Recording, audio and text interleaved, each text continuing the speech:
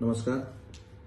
आज रत्नागिरी शहरातील माझ्या सर्व शिवसेनेच्या पदाधिकाऱ्यांनी एका पत्रकार परिषदेचं आयोजन केलं होतं आणि या पत्रकार परिषदेमधून राजिवड्याला जाणाऱ्या रस्त्यावर श्रीदेव विश्वेश्वर मंदिराच्या शेजारी जी वस्ती आहे, ज्याला आपण बांगलादेश म्हणून संबोधतो, ते बांगलादेश हे नाव रत्नागिरी नगरपालिकेच्या नोंदणीतून काढून टाकावं अशा पद्धतीची अतिशय एक महत्वाची मागणी केली होती।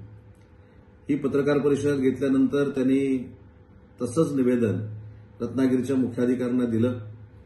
ते निवेदन देखील मी मागून मुंबईला घेतलं आणि त्याच्यावर रत्नागिरी शहराच्या नोंदणीमधनं बांगलादेश हे नाव काढून टाकण्याचा निर्णय मी स्वतः पालकमंत्री या नात्याने घेतलेला आहे। तसे निर्देश मी जिल्हाधिकाऱ्यांना आणि मुख्याधिकाऱ्यांना दिलेले आहेत आणि उद्यापासून हा जो मार्ग आहे, राजिवड्याकडे जाणारा जो मार्ग आहे, त्याला श्रीदेव विश्वेश्वर मंदिर मार्ग अशा पद्धतीचं नामकरण करावं अशा देखील मी सूचना दिलेल्या आहेत।